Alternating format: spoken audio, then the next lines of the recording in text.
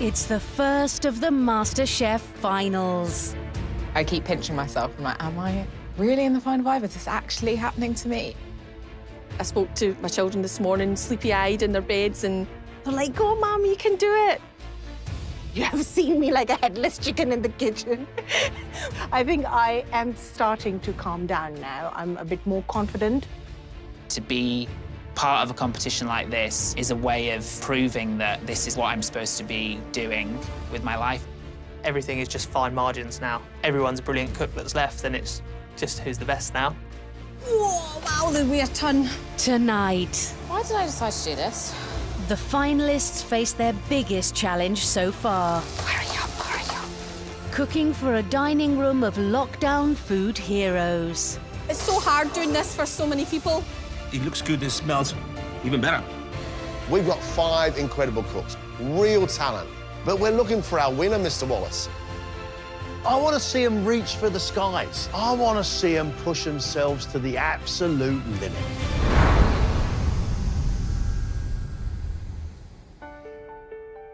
Over the past year, the COVID pandemic has reshaped all our lives. And it was nothing short of a catastrophe for hospitality and catering. Despite businesses suffering, many in the industry turned their focus to helping others. So we're arriving at Chelsea and Westminster Hospital. We have about 120 meals today, thanks to our 4 volunteers. And during the first lockdown, an extraordinary army of food heroes delivered thousands of meals to frontline NHS workers and those most in need.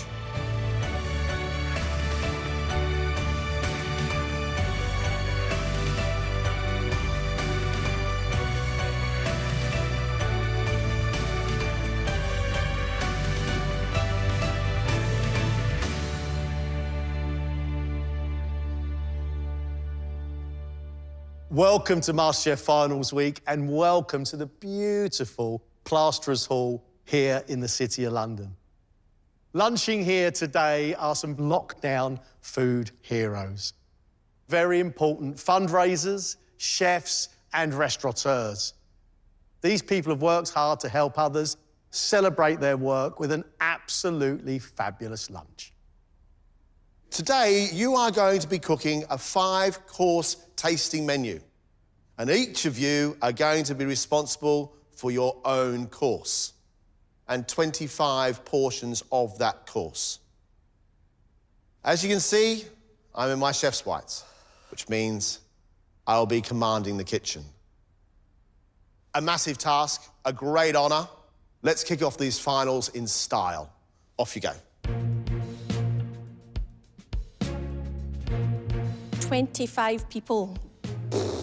That's a lot of people. Oddly, I'm looking forward to it, yes. What's wrong with me? It's going to be such an honour to cook for people who've done amazing things during lockdown and helped people out. John running the service is nerve-wracking. I've seen the show enough times to know that he's got really high standards and that he does run a tight ship in that kitchen. This is a massive challenge, no two ways about it. 3 hours of cooking, half an hour to get the food on the plates and into the dining room. It might sound a lot, but when you're talking about this volume at this level for a MasterChef final, this is going to be a task and a half. Well, they must make a plan. What takes the most cooking? What takes the most prepping? What can I leave to the last minute? What has to be done right now from the start? Organisation and planning. Whoa, wow, there'll be a ton. The finalists have each designed a dish for the heroes' lunch, based on their own experience of lockdown. And market researcher Madiha is in charge of the starter. I am making an aloo tikki, which is a potato cake, which will be stuffed with spinach paneer, which is Indian cottage cheese, and some apricots, and then fried, just like fish cake. She first cooked this dish during a lockdown she experienced as a child living in Saudi Arabia during the Gulf War. The expats, particularly, they couldn't fly back to their homes, airports were shut, everything was shut. So for 3 months, we had about 40 people living in our 4-room house. which wasn't big enough. My dad wasn't a millionaire. He wasn't a rich guy, but he had a heart of gold. He accommodated them, and we cooked every day and night. So it's very personal, it's very emotional. It's got my feelings attached to it. I can guarantee that Madiha is going to give us beautifully flavoured food. But I want Madiha today to remember that she's not feeding her family. It has got to have style, it's got to be elegant. Across the kitchen, front-of-house restaurant manager Tom is busy shelling prawns for some wonton dumplings, which he's serving in a coconut broth infused with Southeast Asian flavours.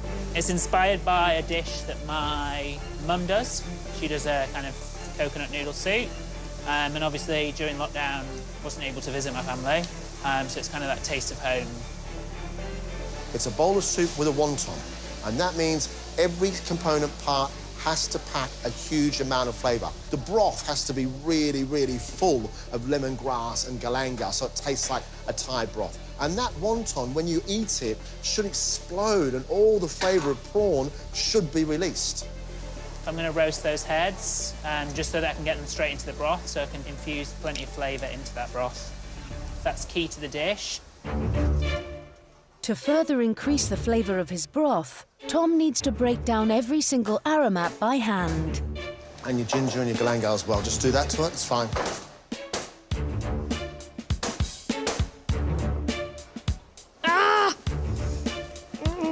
Scottish jazz musician Laura's workload is also physically demanding. She's butchering 7 ducks. You always get it pre-butchered at the supermarket, so this is a first for me. For her course inspired by her children's favourite takeaway.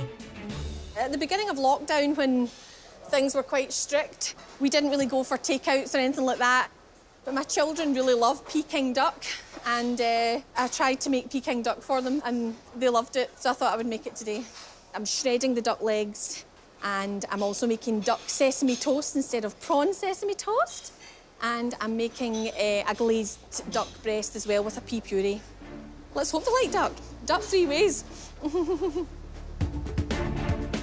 So it's sort of Chinese mixture of little morsels. The issue now is making sure all those things belong on a plate together, and it's not like just a plate of tapas. It's worked at home, so let's hope it works here. A second meat course is being prepared by telecom sales manager Mike, who's butchering 25 short ribs for an ambitious main course. So the inspiration for this dish is we had barbecues basically every night through lockdown. I insisted on it, and this is the kind of meat that we can get hold of. The ribs will take at least 2 hours to roast, so Mike has to race to get them all seared ready for the oven. You're gonna have to move. I know. I knew, in the time it's tight. The beginning's the most critical part of this whole dish. These have basically got to get in the oven or you'll get really tough meat.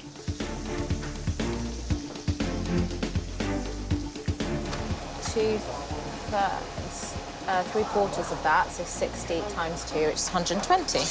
Bit risky changing my quantities, isn't it, really, at this stage?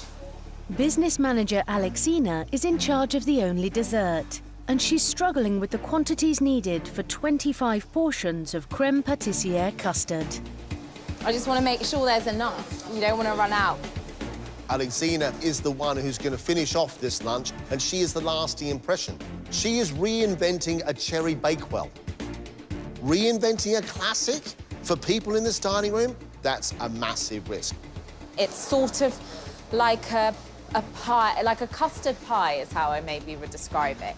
I'm serving that with an almond brittle and a morello cherry sorbet. The inspiration is my grandfather, who passed away earlier this year during lockdown, and he loved a bakewell. And for his funeral, I baked a bakewell cake, and that was sort of then the flavours of that was what I wanted to get into this dessert, but elevate it a little bit. An hour of cooking time has gone. And upstairs, final preparations are underway for the hero's welcome. The March 2020 lockdown was a devastating blow to the UK's 3 million hospitality workers.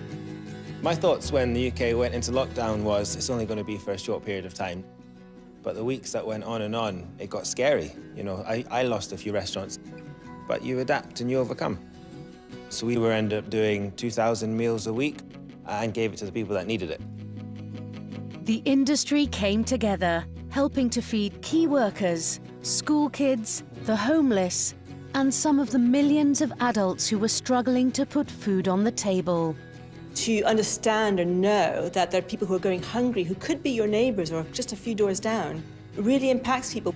So it's a natural response for people to want to help ensure that other people aren't going hungry. This wave of support contributed to one of the largest humanitarian efforts since World War II. The silver lining of this pandemic is we've just seen a huge amount of generosity, a spirit in the community that we haven't seen before. And I think things will be different, so I'm very optimistic. Back in the kitchen, Madiha's working on the sweet potato chickpea salad that accompanies her potato cakes. It's a little bit spicy, it's a little bit tangy. It's a mixed bag of goodies. And then after that, that will be 2 sauces that I need to prepare. One is a pomegranate sauce and the other one is a yogurt sauce. One down, a few millions to go. But as well as tackling all the garnishes, there's also a ton of prep to be done on her potato cakes, including balancing the all-important spice mix. I have to get the spices absolutely right, otherwise it won't taste nice.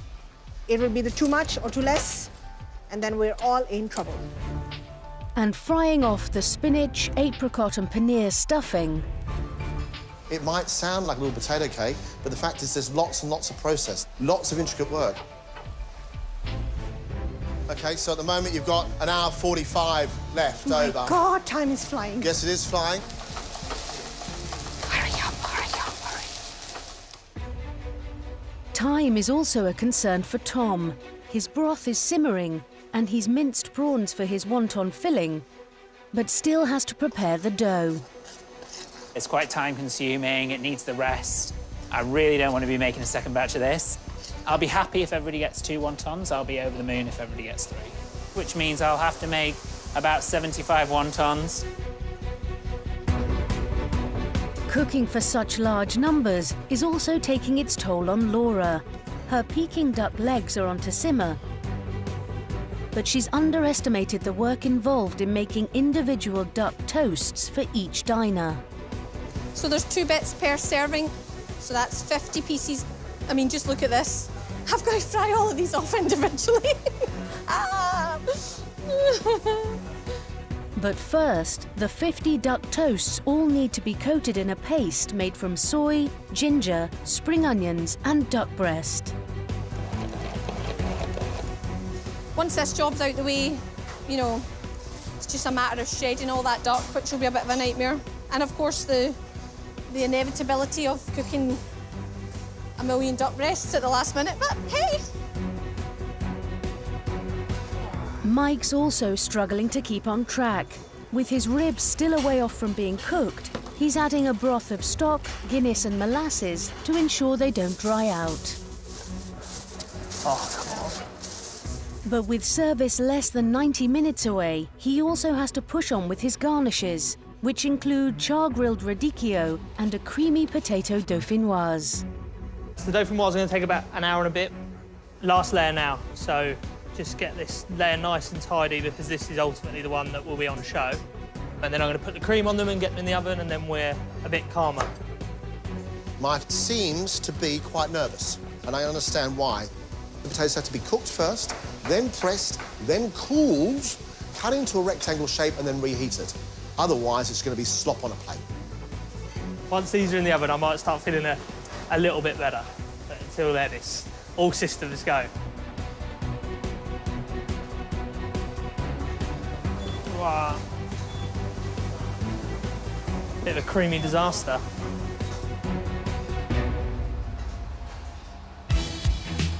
On dessert, Why did I decide to do this? Alexina's cherry sorbet that accompanies her reimagined cherry bakewell is on to churn. But she's struggling with the pastry. It's just hard to pipe. It's sort of like, this thing is sort of like a batter come pastry, and it's just quite difficult to work with. The edges are quite thin, so I'm just hoping that it's going to contain the creme pat and the cherries.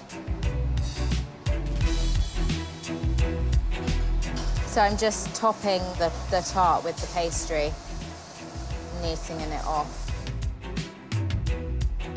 Guess what? The time has come. Let me not drop them. That would be a disaster. Please be good.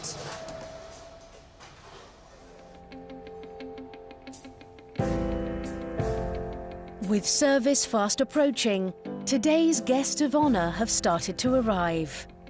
They include headmaster Paul Jackson, who enlisted the help of Dorchester Hotel chef Mickey Chan to provide school meals for the local community. Writer and activist Riaz Phillips, who raised money through publishing a digital cookbook. And London chef Jackson Boxer, who joined the effort to help feed frontline NHS staff. I've always loved my job. However, it's also one that I've always kind of been rather dismissive of. It's not rocket science. You're not saving people's life. You're just cooking people's tea. Let's not take it too seriously. However, at this time, it was the first time in my life where cooking people's tea felt like a really meaningful thing to be doing. And I'm really grateful for that. Prep time is almost over, and Madiha is well behind schedule. What are you up to, boss? I'm just going to put the pomegranate sauce on now. Come on, we've got to move now, because you've got an hour, and that's it. Oh. And we haven't started potato cake yet. If Madiha doesn't move on the service, there's a knock-on effect. Everybody starts to run late, which for some might be of some benefit, but for others could actually put them in jeopardy, because things like wontons could be overcooked, duck could be overcooked. I mean, this could be disastrous. I'm feeling a little bit nervous, but I am on to the cakes, which is the last component that I need to make and fry. But these two take time. Keep on going, keep on going, keep on going. You've done 3, let's go. Yes. Right, Tom, how are your wontons doing? I've got about 40 of them done. I may never make another wonton in my life, now that I've made so many.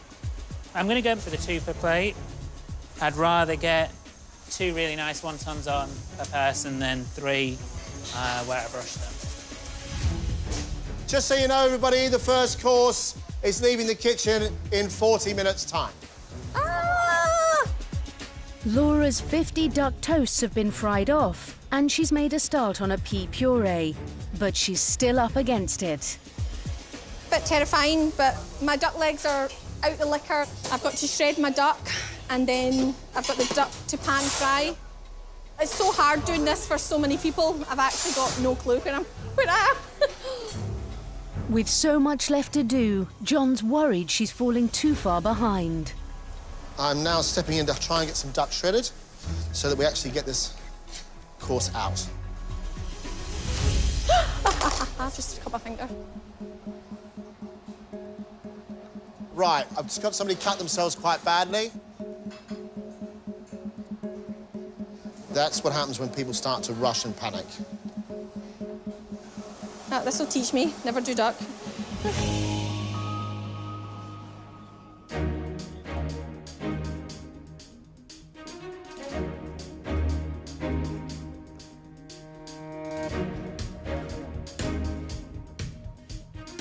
I have really high expectations because these are the finalists, so I starved myself in preparation. I'm always looking for sort of interesting combinations of flavours and something that's just exciting, something wow. It smells good already, I have to say, but I'm expecting great presentation, great flavors, and respect for the ingredients. But I'm looking forward to this, honestly I do.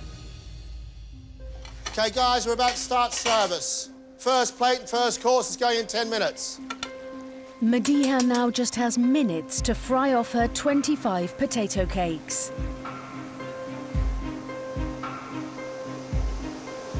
You okay, Madiha? What's wrong? But the pressure of cooking her late father's recipe is overwhelming her. What's happened? Emotional day? Yeah, it's a big day, I know. I mean, who knew after 30-odd years I've been making this? It's a shame my dad is not here to see this. He would have been proud. You give me that. I'll get those out. Go and get yourself and wash your face, you'll be fine. The show must go on.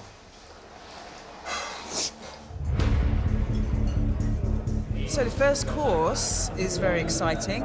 Stuffed potato cakes with sweetened yogurt drizzle and mint pomegranate chutney. That sounds incredible. Madiha, can you come and get the rest of these potato cakes out, please? Yeah. Quick. There's an awful lot of different ingredients there, so it's difficult to imagine what it's going to be like. That's it. That's a bit of pace. Well done, you. Hey, amazing what a bit of emotion and a tear can do for you, isn't it? What I'm looking for is a balance of all the ingredients together and the spices. Is it gonna work, or is it gonna be a disaster? Happy with it? Yep, I am happy with it. Good. It seems kind of like street food, so I'm looking forward to seeing how that kind of transforms into a dinner table experience. Service, please. Thank you. Good. Next 6, please. Let's go. 6. Stunning. This looks absolutely stunning. Looks nice. Very pretty. Service, please. What's really nice is the smell that's coming off it. It smells delicious. Last little push. Let's go. Service, please. All done.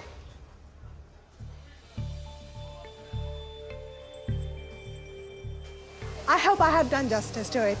I've put all my feelings, my emotions, my energy, everything into it to bring that to life.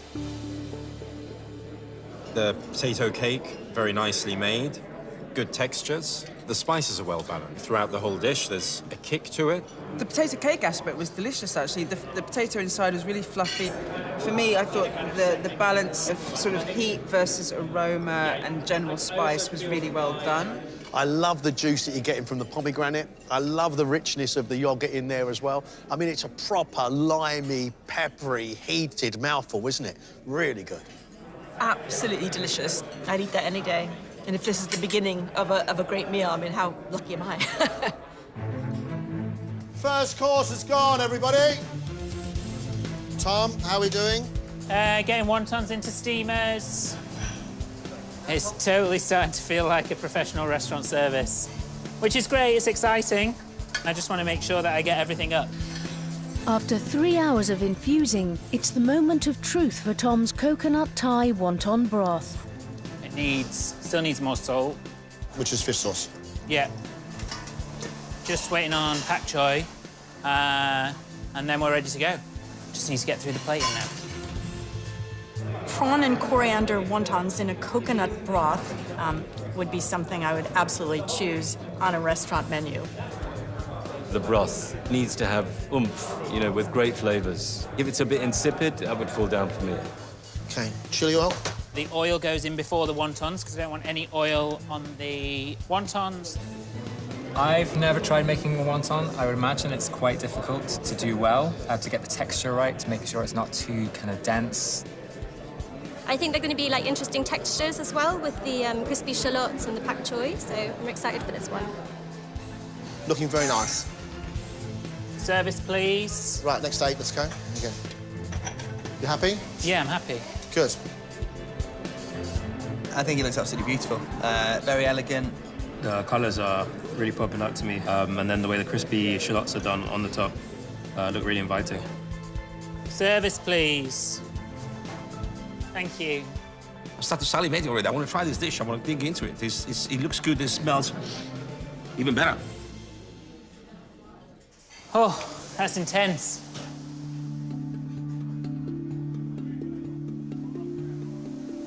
The hardest part of that was a lot of things came together like right at the end. But yeah, I was really happy. They're real heroes, I think, so to be able to put a meal like that up for them, I think is a real honour. The broth is beautiful. It's got crispness and freshness and a little bit of a hint of spice. I love the creaminess of the coconut, but I also like that it felt very light. You need a very light hand to get that kind of deft balance. The pastry around the wonton was maybe a little bit too thick. An abundance of prawns inside was amazing. I actually really liked the way that the broth and the flavour inside the wontons combined with each other, so that each mouthful was just a delight for me. Overall, a very good dish. It really matches the occasion. Having cut her finger, Laura is now pushing to get back on track. The shredded duck's just reheating. The duck breasts are resting. The duck toasts are just about to go in. How long are your toasts going to be in for? 5 minutes. Okay, pea puree. Yep. Okay, we're going in 6 minutes. Big fan of duck. It's my go-to in Chinese, so triple duck. I like the sound of that. Sorry. You tell me when you want your duck. I'll flash it underneath there, make sure it's nice and hot. So let's go. Shredded duck, it takes time. It takes time to cook, to make it tender. In 3 hours, it's borderline. I'm very concerned about that. If the sesame toast isn't nice and crispy and soggy or greasy, you have issues. John, can I have the duck breast? Yep. You've got a duck breast in there as well, so if it's not nice and pink, we have issues. Here we go, cook. Hot. Check your plates, make sure they're all right. I'm happy. Service, please. Next 6 plates, straight down, please. This piece of duck looks beautiful and pink and crispy, so I can't wait to get into that. Service, please. Okay, last 6 now, please. Let's go. The duck breast looks good, but the shredded duck doesn't have that kind of like that flaky, crispy look to it. But we'll give it a go. Service, please.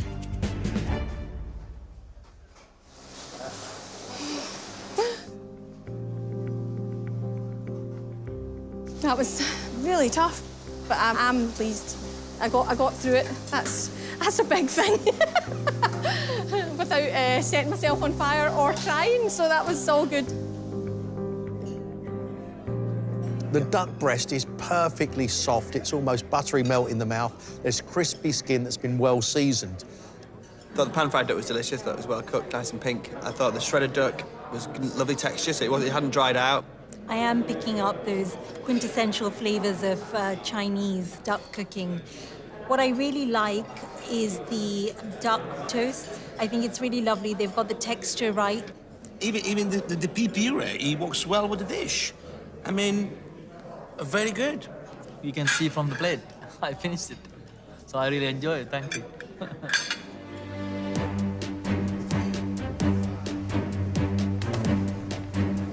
They look beautiful, to be fair.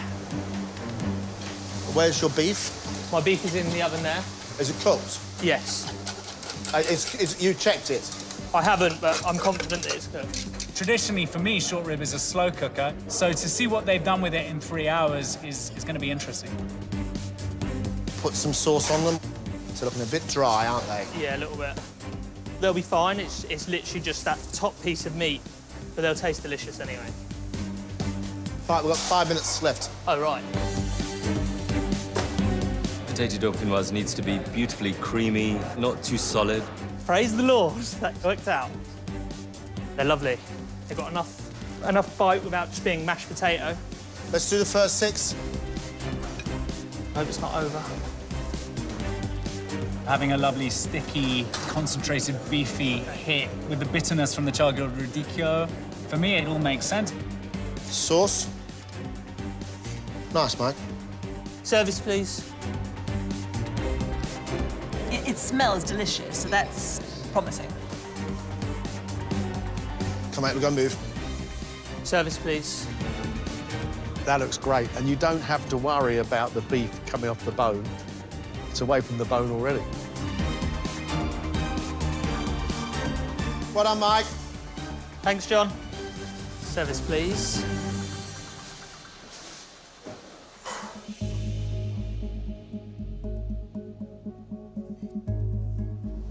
That was tough. That 3 hours went really, really quickly. I hope they enjoy it. I hope they, appreciate the work that's gone into it. Yeah. The short rib was really well cooked in terms of the flavour of the beef and the tenderness of it and the crispy outside. The beef was slightly overcooked on some of the ends, but the core of it had a lot of moisture, a lot of flavour. The potatoes were really creamy and delicious and like maintained the layers and the kind of structural integrity. There was a lot of work on the plate, yeah. There's a lot to bring together. But I think actually for an occasion like this, very, very well done. Whew. They are looking a bit overflowing, aren't they? Oh my God, though. Yeah, actually, I'm gonna take those out now. These tarts from Alexina should be really, really elegant. She's put so much filling in, it's come across the top. And that means there's a lot of work getting them out of the mould and for them to be precise. Oh my God, how am I gonna do this? I absolutely love cherry bakewort, and I think that this kind of sounds like an interesting twist on that. How are we done? Well, you know, it's not looking exactly how I'd have liked it. Oh my God, what a mess. I am not a baker, so I will hold my hands up to anyone who can make beautiful pastry. The pastry does look cooked, to be fair, so that's the main thing. She has got an icing going across the top. She has got a cherry gel going across the top. Maybe she can cover the sins with those. I'm just gonna put some cherries on top. It will all look fine. Okay. We can make this look pretty.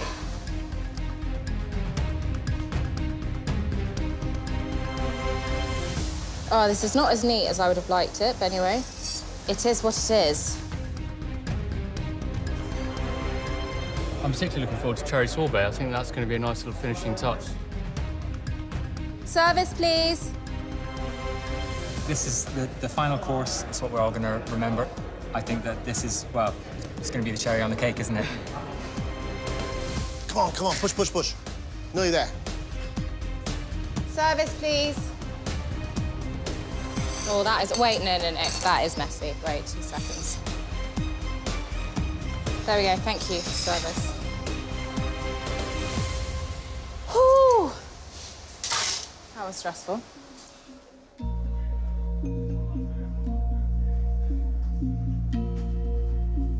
Getting that consistency and quality across all of them, that's a challenge.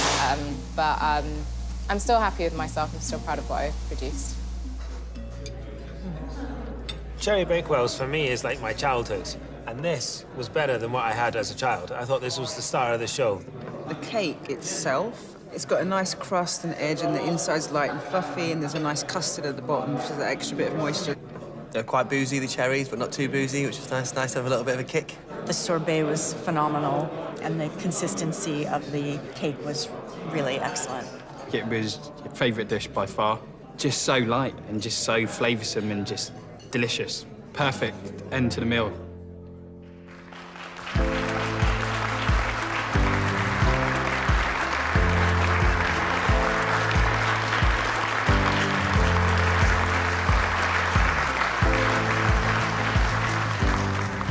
Thank you so much to each one of you for extending your hospitality to us. It feels so special, particularly in these tough times that we're facing as an industry. It was so delicious. I know how much pressure you must all be under, and each dish brought its own fragile magic, so thank you so much. I know I'll speak for us all. It was an absolute pleasure to cook for you. I feel completely overwhelmed with emotion that you enjoyed it so much, so thanks very much.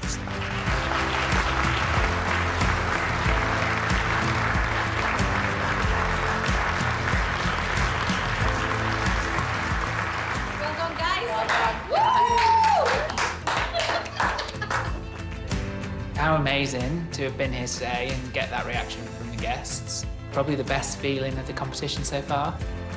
Honestly, I was just going to burst into tears. I've got no idea how I held back my tears, but it's been great. It's an honor, to be honest.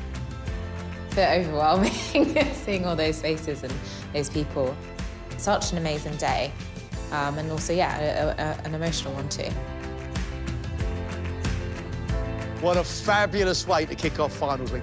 This was a massive occasion. I think they did brilliantly, brilliantly well. I'm really impressed with all 5 of them. That gives them confidence for sure. And they'll need that, because very soon, one of them's going to lead the competition.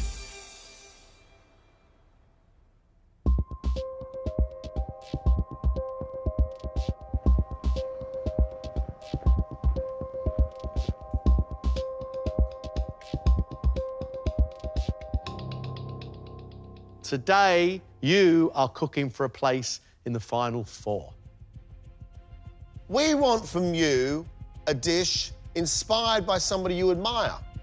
Now, that could be a musician, it could be a dancer, it could be an author, but there's got to be a reason that you've created this dish. Ladies and gentlemen, 1 hour, 45 minutes. At the end of this, one of you will be leaving the competition. Let's cook.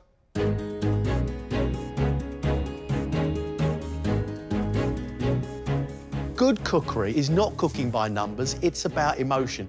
What is in their heart, what's in their soul, can they replicate it in their food? Laura reimagines classics and serves them in a different style. It's very, very clever. Her food looks good, it now needs to look fantastic.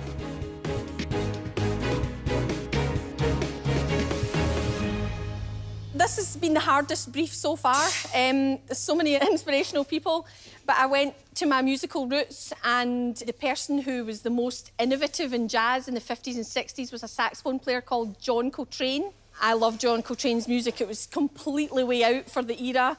But he is well documented as having a severely sweet tooth. So today I'm making you an apple and custard tart, and I'm hoping today I can, with minimal ingredients, I can make the prettiest little apple tart you've seen.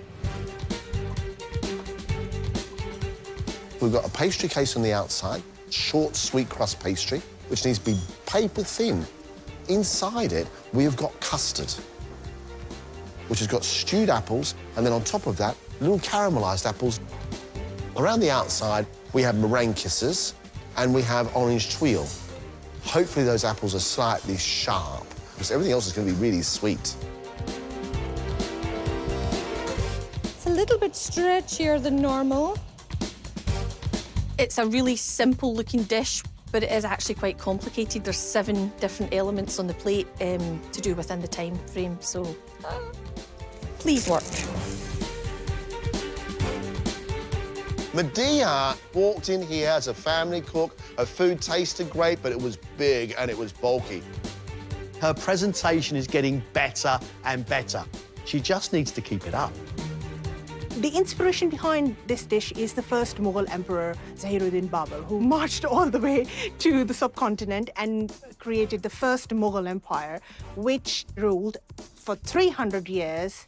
And to this day, you can see their influence on art, cuisine, architecture, every walk of life. Medea is making for us manti. Manti is a small dumpling filled with spiced lamb. And then she's going to serve the whole lot on chana dal, little yellow split peas, which she's cooking down, and that's going to be flavoured with more spices, and the whole thing's served with a tomato broth flavoured with curry leaves. Never had anything like it before. I'm actually really excited by it. What's his name again? Zahiruddin Babur. He brought this dish to the subcontinent, and along the way, it has actually got lots of spices into it, lots of variations, and he used to grant handsomely to his cooks whenever somebody came up with a new innovation with it. The broth is my addition to give it a little bit of homely, warm texture. So today, what do you need to do? I hope I do justice to the dish I'm making. I don't let down an emperor. 55 minutes left. Just 55 minutes. Mike is ambitious, full stop. For me, sometimes maybe a little bit over-ambitious. But when he gets it right, it's delicious. So the inspiration for this is Captain Tom Moore. He raised loads of money for charity during the pandemic. And I think he made a lot of people proud to be British again. So I wanted to do something to reflect that post-war era and his achievement as well. You know, so what's more British than a roast dinner? Mike is using a partridge, very small game bird, which he's going to just pan fry and baste in huge amounts of butter because he doesn't want it to go dry. That's great. He's taking the legs off the partridge. He's going to fill those legs and then crumb them and deep fry them. We've got roasted parsnips and roasted potatoes. It's close to disaster. Red cabbage, a cauliflower cheese puree. We've also got bacon jam. I mean, there's so much going on this plate. I had played around with Swiss chard and caramelised carrots and bits and pieces like that, but Captain Tom Moore was a war veteran. Post-war wasn't caramelised carrots and it wasn't Swiss chard, so I'm trying to keep the essence of a roast and try and make it look nice on a plate, but without all of that vibrance of colour, so it's going to be interesting. I think that's great. And the competition, how's it impacting on you personally? The competition is all-consuming, but I'm loving it. I'm loving it. I'm loving being here. I'm loving cooking every day. It's what I want to do.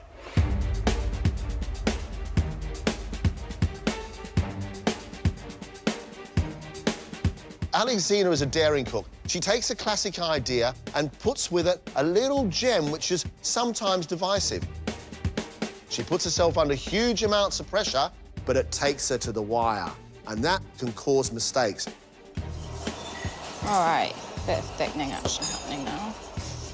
A lot of work from Alexina, a lot of technical stuff. We have a Genoise sponge, which is a light sponge, and she's going to layer that with some grapefruit curds. And then around the outside, we've got shards of meringue.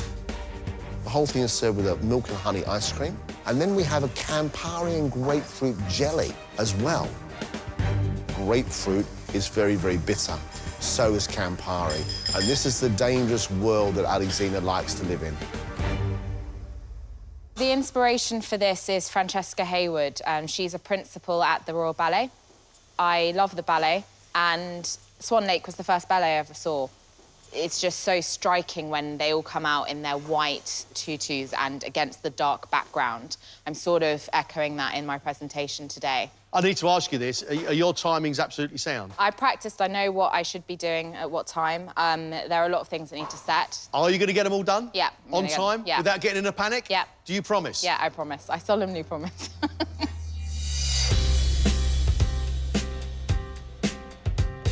This has also got a personal element to me, this dish, because one of my dear friends called Robert, who introduced me to the ballet, passed away due to COVID earlier this year. So this is really like a tribute to him.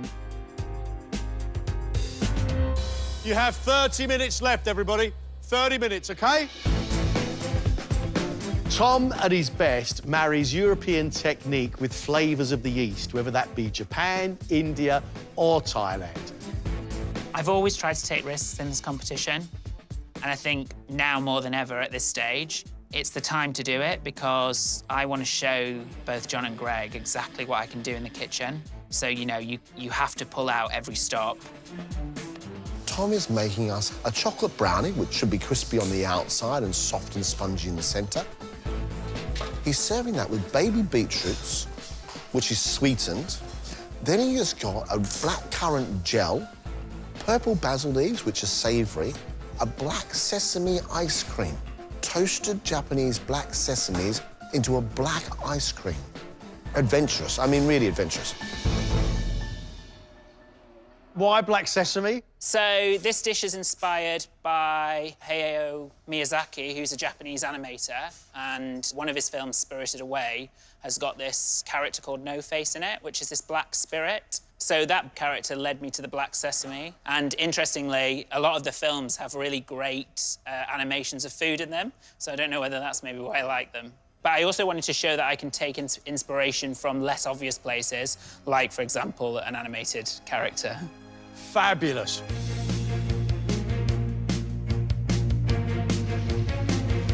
We have 10 minutes left, and that's all we have. We have 10 minutes. The time's gone flying in today. The thing that I am probably concerned about is the dumpling cooking within time.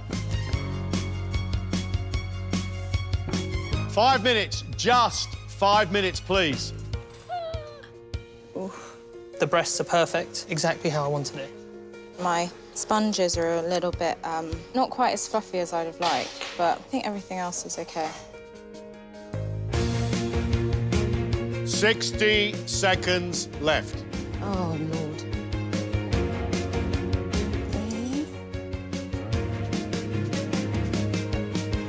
Time's up. Thank you. Time's up.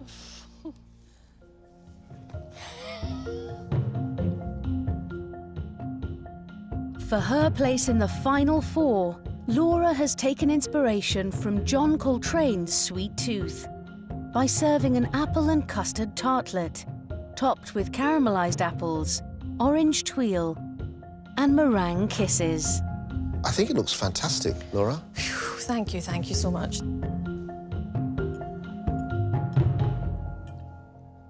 You have a crunch on those apples at the top, which just gives me a little bit of respite from the amount of sugar that's in there. Your pastry is buttery, crisp on the outside, and thin as paper on the bottom. Really beautiful work. I don't have a massively sweet tooth, but I really like this dessert. You've got the vanilla custard that hasn't got too much sugar in it, and then the little discs of apple have natural apple juice. So the balance there for me is absolutely wonderful. However, meringue is taking it into a sugary place I don't want to go. I don't think it adds to it. I think it even detracts from it. I was happy with the comments. It was a really sweet dessert, I knew that. I'm surprised it was John that liked the meringues and not, not Greg.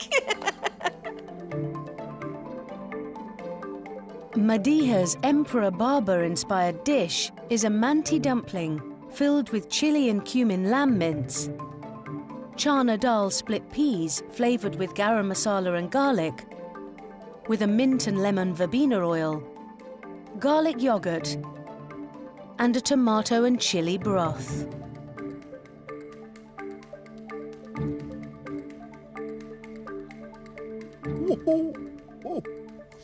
A lot of garlic in that yoghurt. Yes. The dough on the outside of the manti is nice, it's nice and soft. Inside that lamb has got lots and lots of cumin and coriander. That's really good. But I'm being bombarded by one thing, garlic. There's garlic in the sauce, there's garlic in the lentils, there's garlic inside the filling, and there's garlic on top of that yoghurt. It's too much for me to cope with. The lentils are a little bit firm. You want them al dente? I think a lot of people will think they're not cooked enough. I don't think they're cooked enough. I've got a texture issue. I find the textures unusual. I've always thought of dal as a wet thing in itself. To then have a broth on top of dal is maybe confusing me a little bit. They were fair in pointing out a few things. Any silly mistake can cost you, which I hope it doesn't cost me today, honestly. Captain Sir Tom Moore inspired Mike's roast dinner of pan-roasted partridge breast with deep-fried partridge leg lollipops, bacon jam, roast potatoes, roast parsnips, chestnut and wild mushroom crumb, cauliflower cheese puree, braised red cabbage, and a chicken and Madeira gravy.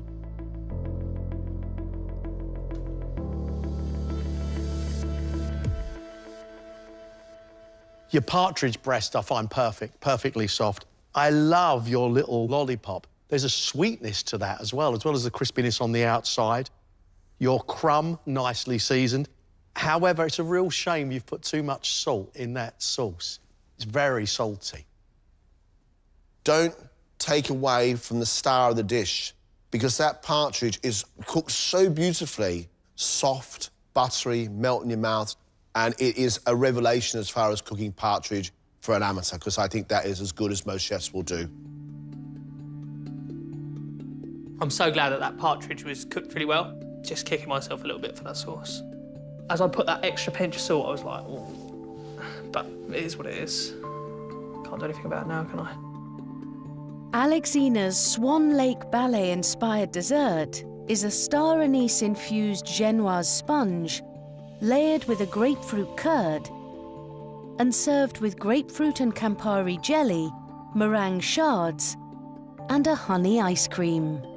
Is the jelly jelly, or is the jelly gone back to non-jelly? De-jellied, melted a little bit. Grapefruit has an enzyme which Yeah. means gelatin breaks down very quickly. Right, okay.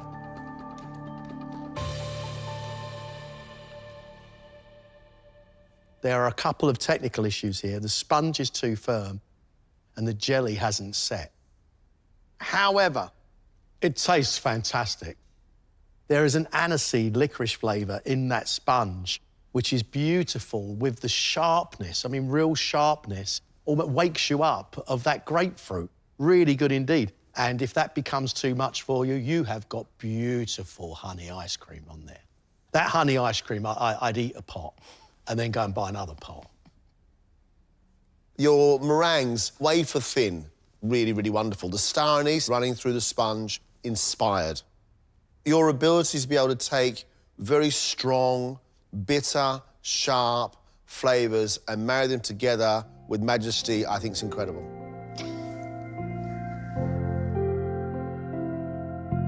Overall, really pleased. I think, sorry. Oh, okay, don't cry. Yeah, I think Robert would have been, God, stop. Yeah, I think Robert would have been proud. Last up is Tom, with his Japanese animation-inspired chocolate brownie, served with blackcurrant gel, purple basil, sweet baby beetroot, yogurt mousse, black sesame paste, and black sesame ice cream. Tom, I don't know whether to eat it or frame it. It's like a piece of art.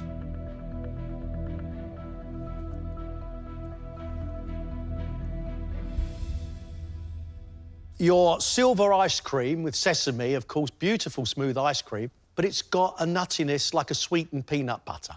Absolutely lovely. Your chocolate brownie is gooey, lots of rich cocoa chocolate. I love the beetroot because beetroot's got sweetness. I like the basil, it's an aniseed tang.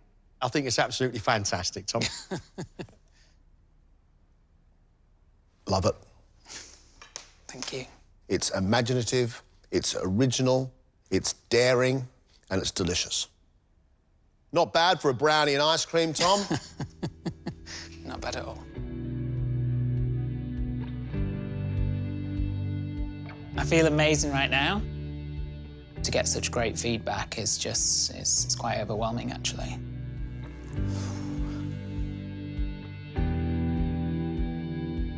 What an extraordinary start to the finals. Huge amounts of talent, but we've now got a decision to make. Sad, I think, to lose one of them at this stage, but that's the competition. Do you have a cook of the day? I have a dish of the day in here today, and that was cooked by Tom. I totally agree with you. I thought his dessert took his food to another level. I think we can safely say Tom's got himself a place in the next round. Mike makes the odd mistake. His sauce was over-seasoned, but only ever so slightly. The thing I admired the most was the way he cooked that partridge. It was soft and melt in your mouth. I love what Alexina dreams up. I really do. I mean, flavour-wise, it was fantastic. It danced on the palate. However, the jelly didn't set properly and the sponge was too firm. Laura divided you and I. We were divided over the use of meringues. Yeah, I think it was too sweet. But the tart itself was nothing short of delicious. Madiha spices food beautifully. But today, I had a dumpling on top of lentils and a broth. I simply didn't understand it. There was garlic in everything, and I found that really overpowering. I can't think of going home now. It's so close to the end. It's right there. I just want to go all the way through. If I went home, it would be bittersweet. I miss my children, you know. That would be a prize, going home to see them. But, you know, they can wait a couple of more days, I think. I'm just praying that I do get through. I know I can get to the standard they want me to get to. If I'm honest, I'm not sure if I've done enough. I think, you know, there's 4 amazing cooks in there as well. But I would be gutted.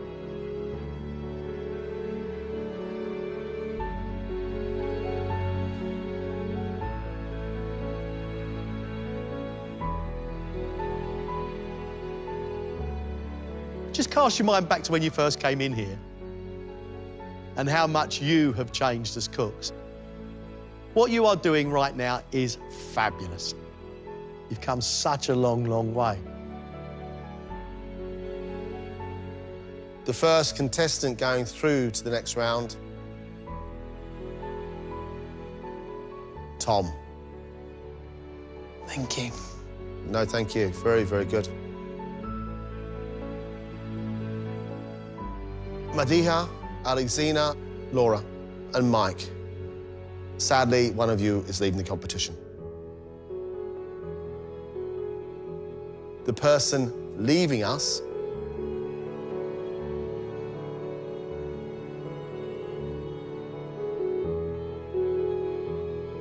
Madiha. Thank you so much. No, thank you very much. Thank you for a great, great competition. Thank you. Very much enjoyed having you part of the competition, Megan.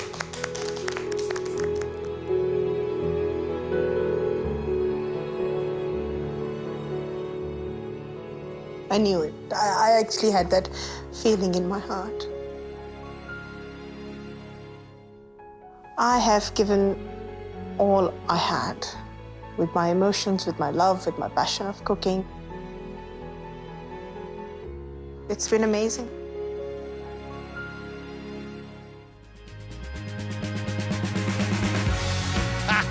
You are our fantastic 4. Well done, guys. I'm still taking it all in. It's crazy to think that's one of the top 4 this year. Yeah, absolutely crazy. I'm over the moon to be here. I'm over the moon to be cooking again. It doesn't get any easier. Final 4, unbelievable. It's like a dream. It literally could be anyone's game because everyone's phenomenal. So it's going to be a real, real fight. Absolutely beyond any expectation. Might fit in 1 glass of wine, I think, tonight, yeah, to celebrate on my own again, you know.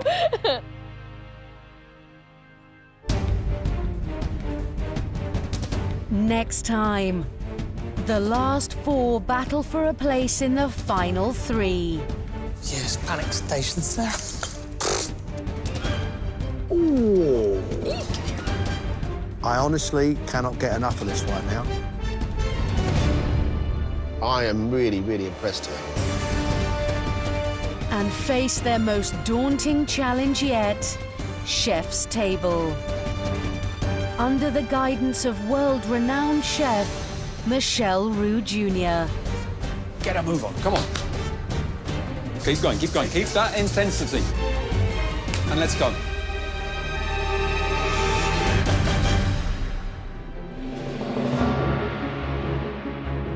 All that to come this Thursday at 9. But it's not always about the food. What about the company? From BBC 3, Eating with My Ex is streaming now on iPlayer. And with 27 million quid on the line, the syndicate need to get to Monaco fast. The new series continues tomorrow night at 9.